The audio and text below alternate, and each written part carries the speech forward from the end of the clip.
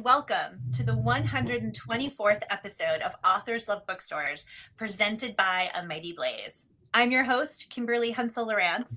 If you're new to A Mighty Blaze, welcome. We're a group of volunteer creatives who have been hosting online literary events for the past 3 years to help support books, authors, and the wider publishing community.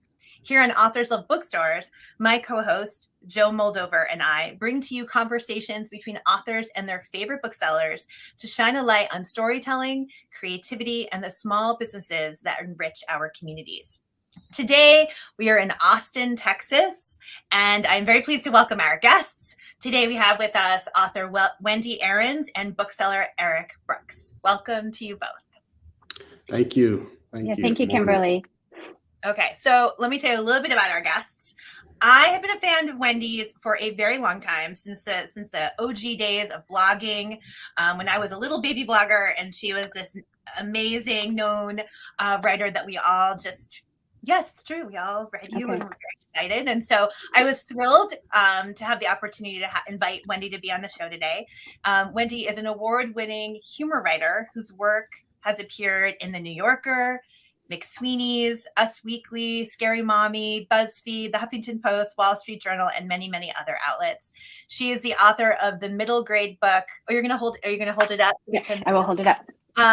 Ginger Mancino, Kid Comedian, and the humorist memoir, I'm Wearing Tunics Now, on Growing Older, Better, and a Hell of a Lot Louder. She's also a contributor to many anthologies. She speaks and teaches humor writing to both kids and adults. And again, she lives in Austin. Wendi, did you notice I was wearing a tunic?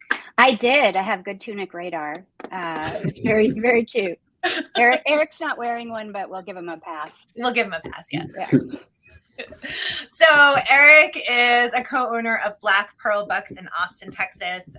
He owns the store with his wife, Katrina, and the store was founded in 2019 with the mission of promoting diversity, inclusion, and representation through literature. We love family-owned independent bookstores. We've had a number of them on the show today, and it's such it's an inspiring idea to work with your spouse. Eric, you're gonna have to tell us how you do that successfully. I'm not sure I could do that with my husband. And we'll also talk books and about the store as we continue on. Okay, so welcome to you both. Thank you. Thank you. Okay, before we jump into questions, just to our audience, a reminder that we'd love to hear from you. So if you have questions for Wendi or for Eric, please put them in the comments and we'll get to as many as we can later on during the show. Okay, so Wendi, when I invited you to be on Authors Love Bookstores, Black Pearl Books was the first store, top of the list, that you recommended to be with. Can you tell us about your connection to the store, how you learned about Eric and Katrina and the work that they're doing there? Yeah, I actually heard about them first by friends posting about them on social media during the pandemic, and how it's this independent, family-owned, women-run store, and with a focus on diversity and highlighting voices that aren't always highlighted. And it just looked like such a great place with such a great mission. And I have ordered a few books online, thinking like, oh, I'll help them out ordering a few books online. And then I've now found out that they had 10,000 orders, online orders during that time. So good. I mean, that's great. I guess word was spreading, but yeah, it was literally word of mouth. And then I started following them on social media and, watching what they were doing and the authors they're carrying. And I'm just a big fan. And I think especially now where you can't always find all the books that you are meant to read in school libraries, they're serving a great purpose by providing those titles. And it's one of those stores that my favorite type of bookstore, where you walk in and the book finds you. You maybe didn't know about that author or that book, but it's right there. It looks interesting and it's a good curation of titles. So yeah, I hope more people order online and visit the actual store, because they have a lot of great events. Eric, that's the best when someone says they're following your store, they're buying from their store because they've heard about it from a friend.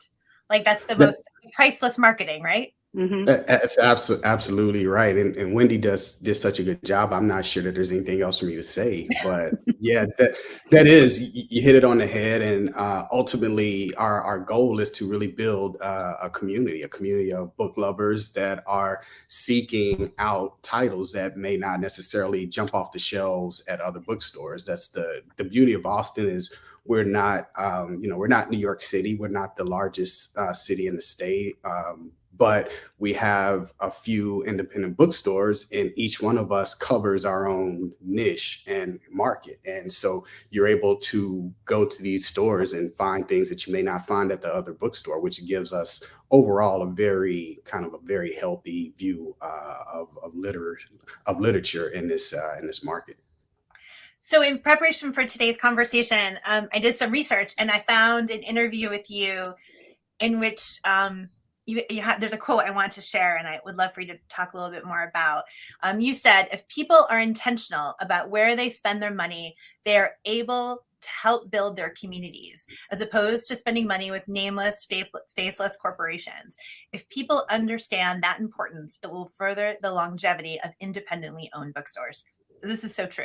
And I wonder if you could talk a little bit more about the people who spend their money at your store and the past 3 years. I mean, you opened your doors in 2019, or you launched in 2019, and a couple months later, we had a very unexpected event that kept us all home. So this has been a tricky couple of years for everyone, especially for small businesses. So how has the community supported you? How have you seen this idea of intentional spending of money? How's that manifested for Black Pearl Books? Do you see that you have support?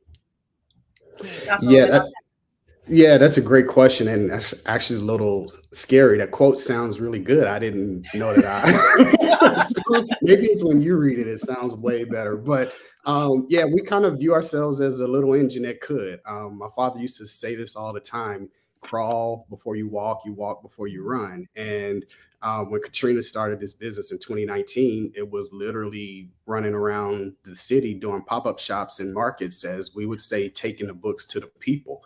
And because of the tremendous amount of support, not only in Austin, throughout the state of Texas, and even nationally during the summer of 2020, it really helped propel us forward. And we began subleasing some small space with a nonprofit retail partner in the latter part of 2020. And that growth continued through the support of the community and allowed us to move into our own storefront about a year ago. So it is, I think Austin, at least in the cities that I've lived in, is unique in understanding the importance of independently owned businesses.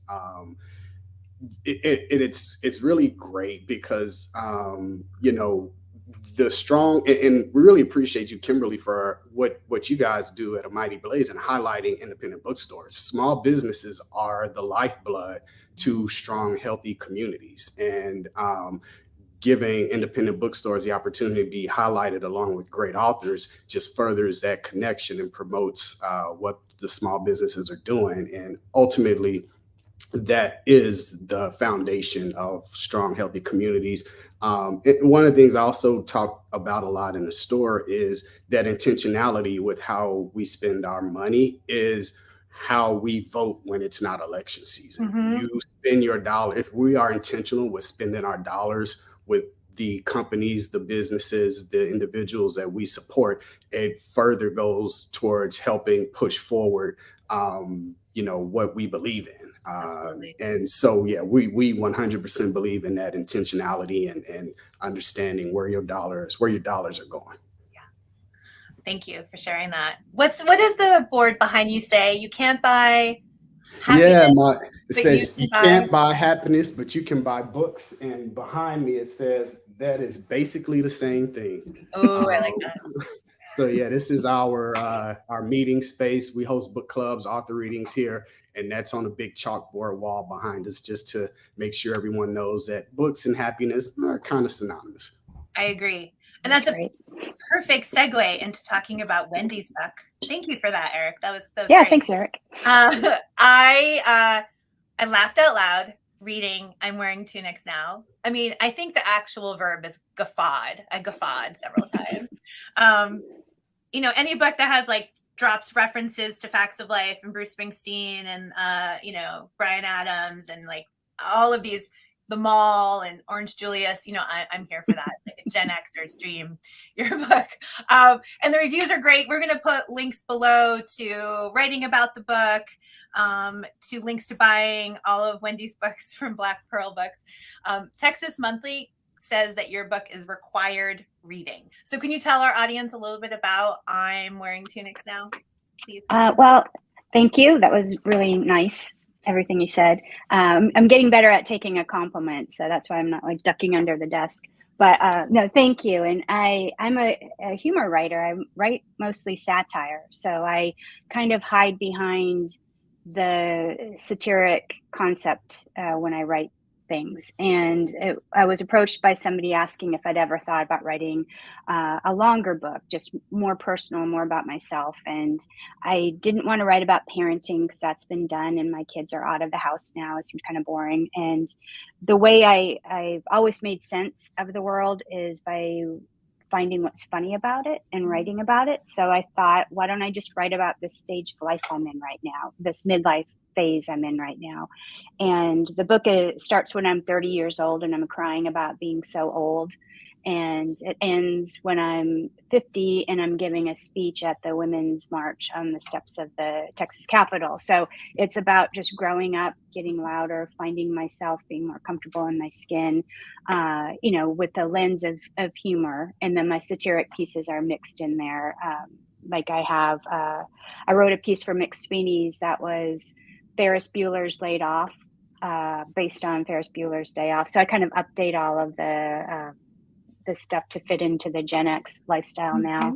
But what's been gratifying is that it's been getting praise of being so relatable to so many women and some men too. They just, they get it. We all go through these things. And, I say I'm fortunate that I've had a very ordinary, unremarkable life. I mean, that's lucky. I haven't done anything extraordinary. I haven't, had any huge adversity. So, that said, I'm like, well, let me still just try to write what my day-to-day is, what these ordinary indignities about getting older are, as well as the triumphs of getting older. And there's a lot of humor in there. So, I'm pleased with how it turned out, and I'm pleased with how it's being received by people saying that they see themselves in what I'm writing about. I really enjoyed the structure. So each chapter was I'm wearing, and it was you're wearing something: maternity pants, cooling cloths, fury, and what was the other one? Wrinkles, business casual. So all these different, I know. So all these different chapters that kind of remind us that there are these sort of tangible ways we measure the passage of time. Yeah. And again, they're funny. So like, I don't think about the fact that I wore chunky heels when I was 30, but I did. And I kind of look back. So if you're, I think it's such a funny book if you're kind of uncertain about, or if you feel alone about where you are and aging, I think that was the thing I wanted, much like, my version of building a community, which Black Pearl does so well with their store and their events and everything. My version is just through writing. Like I want to make people feel less alone, that you can come sit by me and we'll talk about feeling invisible and laugh about it. It's the either laugh or cry, and I always choose laughing. Now, I went back and forth between reading the book and listening to it. And I wanted you to talk a little bit about recording the audiobook, because that doesn't, we don't always have authors who get to record their own books. So what was that process like? Were you excited to record your own audiobook? Did you have to be talked into it? I was not. I have, you can hear me. I have a very soft-spoken voice, and my writing voice is the opposite of that. I always say, like, my dream narrator would have been Wanda Sykes, because she just has that amazing, funny voice, which I don't have. But I had to let myself be uncomfortable, and then understand that sometimes it's more funny when I'm saying something outlandish, but it's coming from this type of sounding voice. The weirdest part was when I wear prescription sunglasses, and I wore them to the studio and forgot my regular glasses. So I walked in there like I was some, big singing star with my sunglasses on, and then I couldn't even see because I needed my reading glasses. So yeah, but it's good. I mean, I'm never going to listen to it, but I can't even stand hearing my own voicemail. Well, it's a great audiobook. Thank you. I'll take your word for it. So Eric, the mission of your store, as I mentioned at the top, is to promote diversity, inclusion, and representation through literature. And so one of the ways that your store does this is by the selection of books. And Wendi mentioned this as well, the curation of the books that you decide to put on your shelves. And I was, in part of my research, sort of stunned to realize, I mean, I knew this happened in Texas, but I was not aware of how widespread it was, that there are 101 books that are banned in Texas. So in different school districts around the state, different books are banned. And so this effort ensures that readers do not have access to stories that are perhaps vital to them understanding themselves. And your store makes an effort to have those books on your shelves.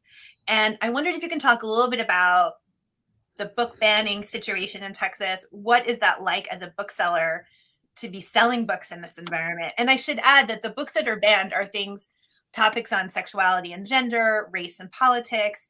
And, it's everyone from Judy Blume to Toni Morrison to Jacqueline Woodson to Ibram Kendi. I mean, there's such a long list of people. And I wondered, what is that like as a bookseller? How do you navigate that? Do you find that people seek you out in reaction to that? Can you? Yeah, I think so. The first thing is, and this isn't something we're necessarily proud of, but that number that you referenced with respect to banned books across the state now tops 800 through various school districts and libraries and things of that nature. And it's even beginning to creep into public libraries. So as a bookseller, it's kind of the gift and the curse.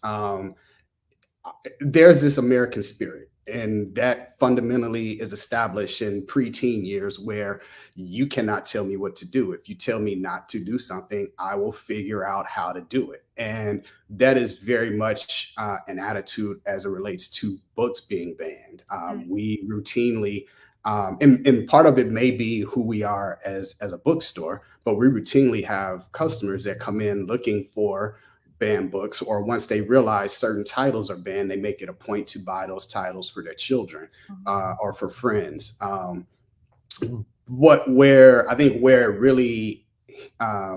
really touches us and impacts us is how do we have a lot of educators that come in and shop with us, and frankly, we have the utmost respect for educators, in particular on the front lines of this battle are librarians. And I don't know that the general public realizes the amount of time and education it takes to be a librarian in a public school.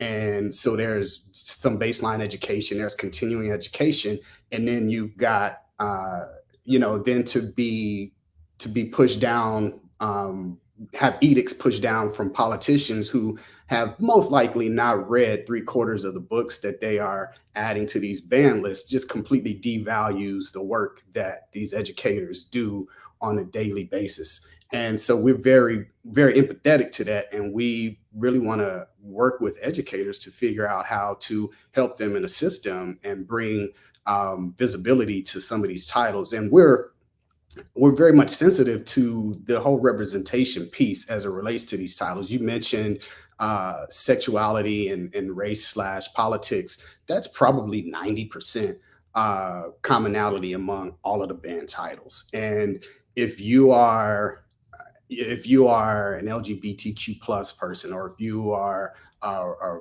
racial minority, heaven forbid you're an intersection there.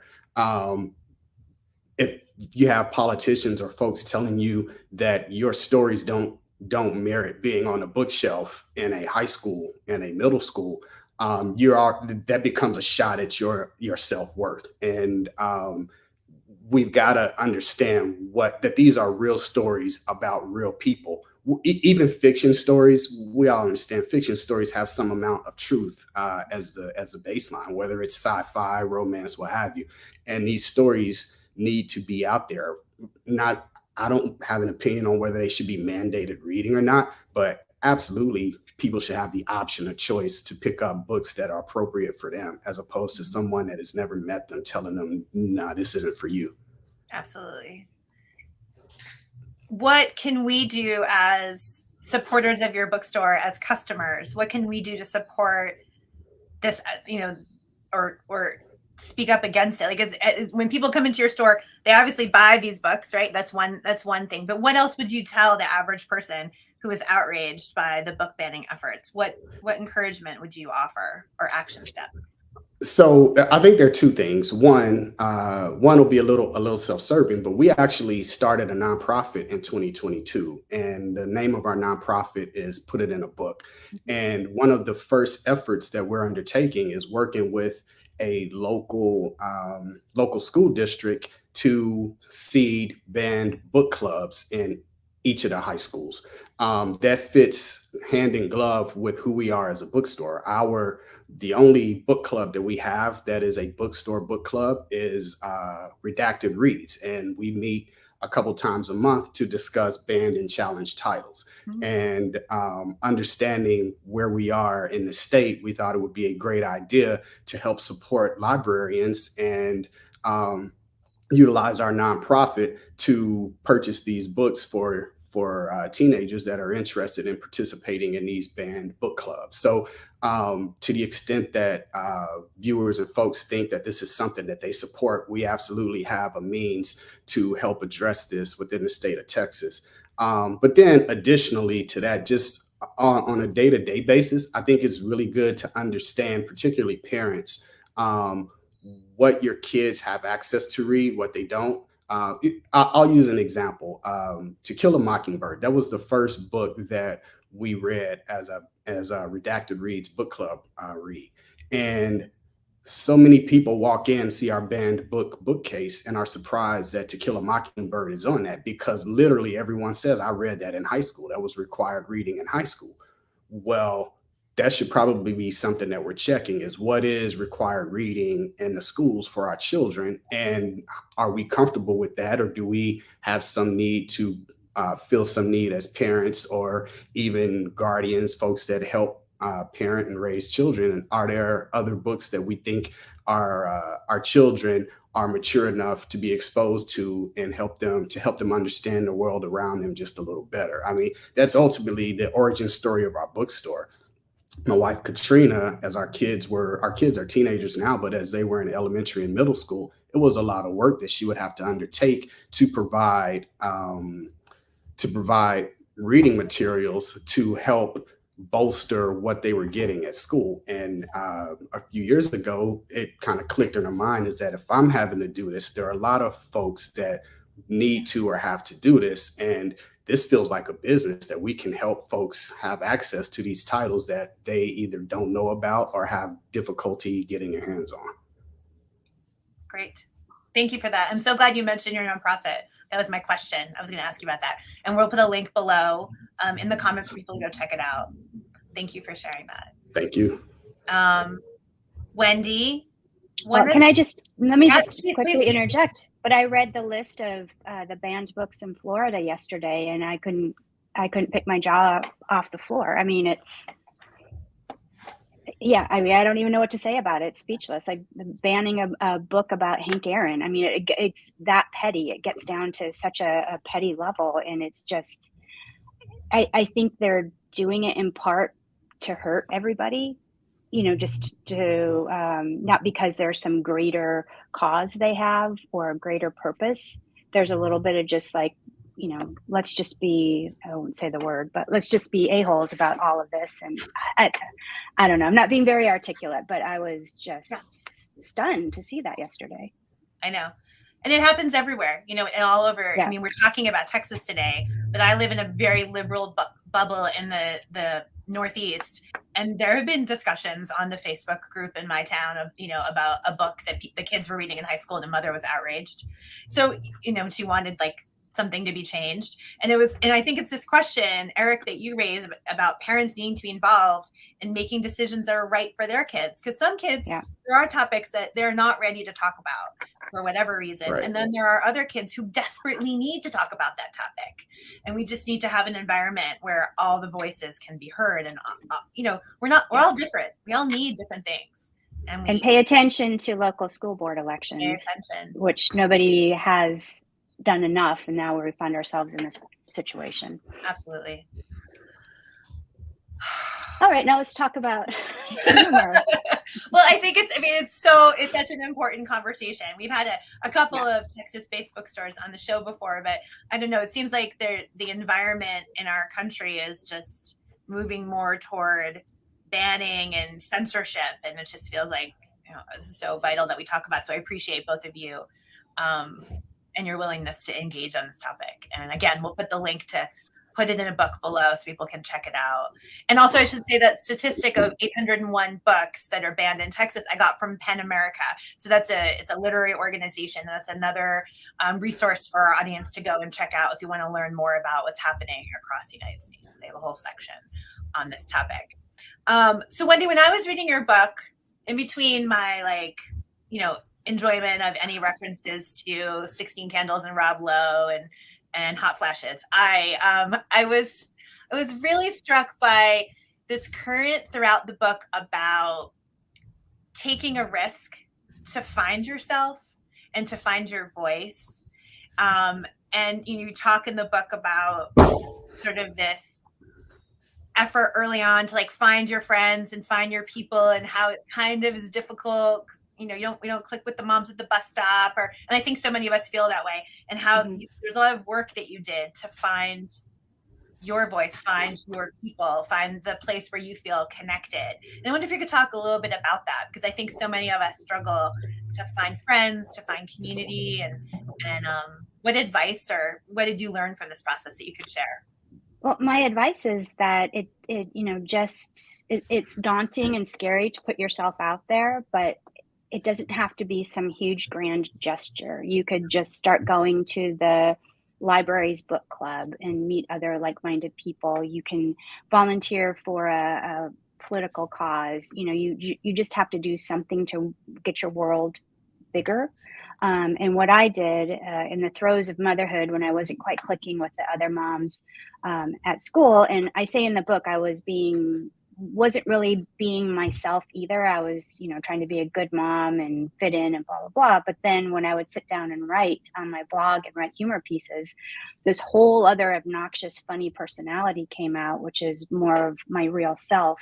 And by putting that out online, I started to connect with other women who related to me on that level, and not because of who our kids were or where we lived or anything like that. And it was really just the best feeling to finally connect. And, I made it, it's not like my big purpose in life, but I really drove home to me that, if I'm sitting somewhere and somebody comes in and looks confused, I'll just wave them over and have them sit by me. It's like it costs you nothing just to widen your circle a little bit, and to be that person that is going to say hey, I read your piece online. I thought it was really funny. And, I send emails to people like that, not expecting anything, but it's just a way of putting openness and friendship out into the world. And then, I've been so fortunate to find great friends and to be on the receiving end. So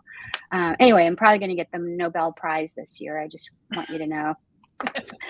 So I'm asking you about I'm Wearing Tunics Now, but you have two other books we want to mention. So Ginger Mancino. Am I saying that right? Mancino. Ginger Mancino. Yeah. Mancino. I put an H in there. Sorry. So Ginger Mancino, kid comedian, came out last year.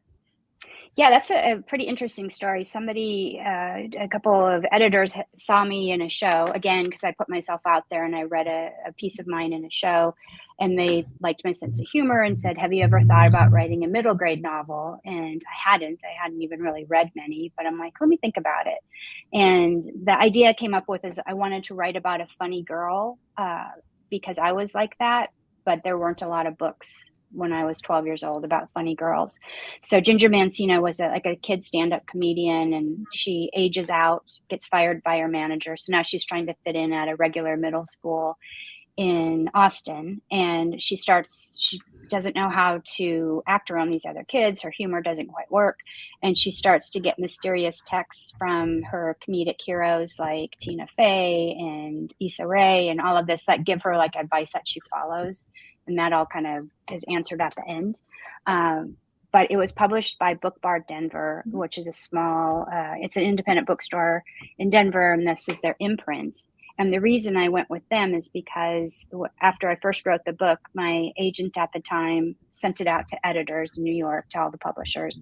And the feedback we got was they really liked my writing, they liked the story, but they found a funny girl character to be too obnoxious. And it was suggested that if I changed it to a boy character, that they would take a serious look and maybe publish it with a boy character. So that's why I'm like, obviously not. I put it away for a while until I found Book Bar Denver, and it's been really, really well received. It's getting its audience. I will sit down and cry after I get a little handwritten note from a girl who read it. But I've been using the book to go worm my way into schools to give talks about humor, not just to girls, but to boys too, because I think it's such an overlooked skill. And I think a lot of kids are funny, but they don't know how to harness that. They don't know where to drive that energy. It can lead to them getting in trouble, disrupting the class and blah, blah, blah. So I just give them a little bit of, here's how you can write a good joke, or here's how you can write a funny story, or, all of that. Because I believe it's such a great coping mechanism too. And not every kid is meant to sit down and write poetry or to write an adventure story. I certainly was. And if you told me to write a poem about a horse, it'd be like the second line would be funny, because that's how my brain works. So I want to reach those kids and empower them to know that, you can use that humor. You don't have to get on stage to be funny either. You can just be a funny writer and, grow your voice that way. So it's been rewarding to see the kids that latch onto this book. Excellent. We'll put a link below to Thank purchase Ginger Mancino from Black Pearl Books. And we had Book Bar on the show many moons ago. So Good. It's exciting to see that connection. So Wendi, you've been in all of these, your writing has been in all of these wonderful publications, The New Yorker, McSweeney's. Are there any other humor goals on the horizon? Like, is there a publication that you're trying to manifest being in, or if 3 books you have published or publishing? Like, what's the next big thing? I have a degree in film from a long, long time ago. I worked at Warner Brothers for a while. So I still have in the back of my mind that I want to write a screenplay. And I've had a couple meetings about my books, but I don't know if that's going to happen, but I have a really good idea for a movie. I know everybody does, but I want to explore it and maybe just get back into that. I also have an idea about writing like a Chardonnay mystery, I've been calling it, but just like a really funny mystery, because I haven't found a lot of those out there. Just 2 midlife women go on a wine tour and find somebody dead in a wine barrel. I don't know, but I want to just do something that I can lose myself in. Well, that's exciting. That's a great segue into my next question, which is, you're talking about this dream book of a humor mystery. I'd love to hear what books you're reading right now, both of you, that you'd recommend. I know our audience always loves book recommendations, and books that you mentioned, we'll find links on the Black Pearl website and put them below. Eric, what's popular in the store right now? What have you been reading that you really like, or what's coming out that you want to draw people's attention to? Yeah, that's always a tough question for me as a bookseller. It's interesting. Folks will walk in and they say, "Hey, your bookseller, give me a recommendation," and then I proceed to ask them like 10 questions to figure out what they're into and what they're looking for. But for me personally, I lean more towards nonfiction. Part of the beauty of nonfiction, and it took me a while to understand the why. you lose a lot of the mystery as to whether you like a book if it's nonfiction, because you already pick up the book and it is either it's a subject matter, or it's typically about a subject that you have some baseline interest in, as opposed to with a fiction title. It truly is a story. And so you may be 4 or 5 chapters into a fiction title before you're like, yeah, this one's really not for me. Generally with nonfiction, I don't have that issue. However, I knew that that's a hole. And so I spent probably the back half of 22 looking to find fiction titles. So right now I'm reading 2 books. I'm reading, the first one is entitled Ricky, and this is very much me. It's about it's a biography of the baseball player Ricky Henderson. I remember, so you mentioned Generation X. I'm Gen X as well. And I just have visions of him as this super fast baseball player when I was a kid. And so I'm like really interested in his backstory. And the beauty of biographies in my mind is it always gives you a glimpse into what was happening from a historical standpoint in a snapshot. And so it's never really, they aren't historical books, but you pick up so much history just based on the context of the stories around those biographies. And then the second one is actually a fiction title that I'm reading, and it is You Made a Fool of Death with Your Beauty. And I'm probably halfway through that one now, and I really like it. It's really a kind of a strange thing, as I decided to pick up a few fiction titles over the back half of last year. I don't know if it's coincidence or what, but I ended up stumbling on, I think this is the 3rd Nigerian kind of based author that I've read in a matter of 4, 5, 6 months. And it's really interesting. The experiences, again, it gets back to some of what we were talking about earlier with the banned books. It's the commonality of the stories are there, right? The same issues that a suburban mom may deal with. It's not dissimilar to what a Nigerian-born woman living in London would be dealing with, right? Life is life. We encounter the same obstacles. We encounter the same at its core. 80% of our experiences are the same. We always focus on the 20% that are different. And I really enjoyed a few of these. The one in particular that I read last year was it's a book of short stories. It's titled Jollof Rice and Other Revolutions. And it's this novel of interconnected short stories that starts, I'm going to get the timing wrong. I think the first short story is set in like 1930s Nigeria. And then it just builds up to present and how these are all connected. And I stumbled on something reading this. Short stories are awesome because you always have a nice, clean endpoint. So many times I picked up a book at 10:30 at night and I'm like, okay, I'm going to knock out a chapter. And that chapter happens to be 45 pages. And I kind of get stuck there, where short stories are beautiful because everything is nice and concise in that short story. And you can pick up at any given point and run with it. And you don't really lose or have to go back and reread because I may have missed a story or missed part of the story here. So it was actually my real introduction into the beauty of the short story, as opposed to me typically hanging out in the nonfiction section and I end up in a chapter that's 50 pages because it's about some super important part of life. And my eyes get crazy heavy about 20 pages into that 50-page chapter. Those are great recommendations. Thank you. We put them in the comments. Eric, have you ever read The Secret Lives of Church Ladies by Disha Filia? Yeah, I have. That was actually my first foray into short stories. And I always joke when I hand sell and recommend that book probably 3 or 4 times a week. I thoroughly enjoyed that. I always tell people the font should probably minimize Church Ladies and be a little bigger on the Secret Lives part, but it is a highly entertaining read. I thoroughly enjoyed it. I'll probably recommend that book 3 or 4 times a week. And to our audience, it's again a short story collection that are interconnected. And we had the great joy of having Disha on the show. And I also, one of my favorites. So thank you for recommending those books. They're below.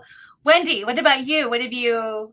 Well, we should say caveat, we want everyone to read your book. So again. Oh, well, thank you. But I also wanted to mention to Eric that Best American Short Stories, I think the most recent one, a friend of mine in Austin has a story in it, Shantika Seigers, and it's so good. So check that out. It's Shantika went to the, she's an advertising person in Austin, and then she went to a Paris writing program, and it's her piece is great, but I'm sure you probably have it in the store or can get it. But I have a very unexpected book that I just finished, and it's The Godfather by Mario Puzo. And as a film person, I've seen The Godfather, I don't know, 50 times, and I just watched there was a series on FX. I don't remember what, but it was about the making of The Godfather. And a friend of mine is like, you have to read the book if you haven't. And it's a fascinating way to read a story you already know cinematically. And then I'm reading it and I can see like, oh, that's how they wrote that scene. That's how they made that character. And it's very culturally insensitive for the times, and gender insensitive for the times, I'll say that. But it was just a really kind of just a cool way to meld the two, the film and the book.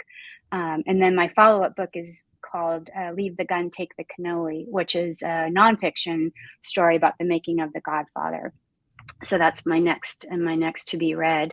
And I don't read a lot of nonfiction, kind of for the reason that Eric said. Like I feel like I know what's going to happen, or I have my. Sometimes I come into the nonfiction with a formed opinion, and it's always a great surprise when that goes away. And I'm like, oh, that's why that was like that. So I'm hoping that happens in this Godfather nonfiction. But I will say one of the things about getting older is having the confidence to just stop reading a book if you don't like it. Which I never used to do. So I just read about half of Cloud Cuckoo Land, which is like that. And it just wasn't, I'm like, there are too many other things I could be doing or reading, or, so it probably even 10 years ago, I would have felt like a huge failure to stop reading. And now I'm like, I gave it my best. That's it. Does it mean nothing against the book or the writer? It's just not for me right now. And also knowing that maybe I'll pick it up in a year and I'll be in a different frame of mind and it'll work for me. I agree. I always think that books are meant to find us at specific times. And sometimes you try to read it and it doesn't work, and maybe that's just not the right time for it. So. Well, that Eric, I saw something that your wife said. She did a little video for Bloomberg or something. And she said that you like to sell books that meet readers where they are. And I thought that was so great. I hope I got that right. But yeah, it's just like at this time in my life, I would, I don't want to read about parenting. I want to read about a woman who's taking risks, or about, whatever. And as an aside, my husband's a huge fan of Ricky Henderson. That's awesome. So I'll let him know. I think Wendi, you made a great point, and I've only arrived here within the last 12 months or so, really because I own a bookstore and there are so many options. But I've got a stack of books next to my bed that are 10, 11 books tall. And I've always felt like if I pick up a book, if I have a book, if I start a book, I have to finish this or I've absolutely failed. And I realized like there are too many books for me to continue to read something that doesn't speak to me for some form of fiction, nonfiction, it doesn't matter. But it's really an interesting point that you made, because I am very new to that revelation that it may not be the right time. It may not speak to me, whatever the reason is, has nothing to do with the book. But Right. I've got this stack, and I'm sure there's something else in this stack that I'm going to love. So I don't want to continue to spend time working through something that just doesn't speak to me at this point. Yeah. We have an audience question, Wendi, for you. Okay. So I know that Wendi teaches humor. It's so difficult. What is Wendi's top bit of advice for writing humor, particularly for adults? Oh gosh. Simple answer is to keep it authentic. and kind of keep it relatable. And even if you're writing something, I'm going to say like satire, I just had a piece in the New Yorker Daily Shouts about what I would have done differently if I was Prince Harry's ghostwriter. And you kind of just make it, you don't try too hard on a joke. And sometimes the funny jokes are like, why isn't Paddington Bear in this book? You know, it's just something that's not a big overreach. It's sometimes the simple joke is what's going to work the best. I'm teaching a class next weekend about how to write humorous personal essays that are funny. And that advice works for that too. It's just to keep it simple. Don't go wall to wall jokes either. That's exhausting for the reader. And keep your authenticity in there, you know, and also, I have a lot, my mom thinks I have a lot of swear words in my book, but, you know, I do try to be economical with that and just make it count where I put the swear word in. That's a really long answer to a simple question, but I could talk about it all day. Okay, thank you for that. We're coming to the end of our time together, but Wendi, I wanted to do a shout out. You have one more book coming out next month. Stop. Yeah. This tour de force, but it's cute. It's Chronicle Books asked me if I had any interest in writing a funny book about socks, and I like to challenge myself. I'm like, well, I could probably do that. Let's see how it works. And so, I mean, it's a good gift book. It's a little bit silly. I mean, there's like a whole tortured monologue from a sock monkey in here. So if you need something, can't think of anything, grab a funny pair of socks and the book socks. Well, I think you've finished everyone's Mother's Day and Father's Day shopping. Yeah. You can buy I'm Wearing Tunics Now for the moms or grandmas or Gen X or women in their life. And then they can buy the socks book for anyone celebrating Father's Day. And the links are below so you can buy them from Black Pearl Books. So see, yes, you're making life easy for everybody. Next, I need something about cats. That's, you know, there you go. Get everybody. Eric, so our last question always goes to the bookseller. And here it is for you. Please finish this sentence for us. Running a successful bookstore is part hard work, part luck, and part what else? Wow, it's a tough one. I'll just speak for us. Yeah. Hard work, luck, and authenticity. I heard Wendi just mention that. Particularly though, as a small business, you have to be true to yourself and true to what the bookstore stands for or represents. Customers, people that walk into the space, they feel that they understand that. I say all the time, what makes someone get off their sofa to walk into a bookstore to buy a book? There are a million ways to buy a book if you want a book. And so I think that is really that last connected piece, is being authentic to who you are and what the bookstore stands for. And that will kind of serve as a magnet for customers that share beliefs, share views, things of that nature. That's great. Thank you. Thank you both for being with us today. Well, that flew by. Thank you. That was really fun. This was fun. Oh, good. Yeah. I'm glad. To our audience, if you liked today's show, and we certainly hope that you did, please subscribe to Mighty Blaze on Facebook to get notified about all of our events. Or if you're not a Facebook person, hop over to our website, mightyblaze.com, to sign up for our newsletter. It goes out once a week, and you get a rundown of all of our events. I should say that here in Authors Love Bookstores, we've been working hard to host a bookstore in every U.S. state, Puerto Rico, and Washington, D.C. We have one state left to book. One state left. So if you are an author or a bookstore in South Dakota, and I'm like, she's going to say North Dakota. No, we've had North Dakota. We have not had South Dakota. So, okay. And that's, we're booking them all up. So by the summer, hopefully we'll have all the states featured. So if you're watching and you have a connection to South Dakota, you're an author, you're a bookseller, please reach out to us at amightyblaze@gmail.com, and we'd love to hear from you. So we will be back next Wednesday at 4 p.m. Eastern Time with another episode, our 125th, and we will be in Mississippi. We will be hosting Square Books and author Snowden Wright, and we hope that you'll join us then. Until then, thank you, Eric and Wendi. We really, again, appreciated spending time with you. And to our audience, be well and keep reading. Bye, everyone. Thank you.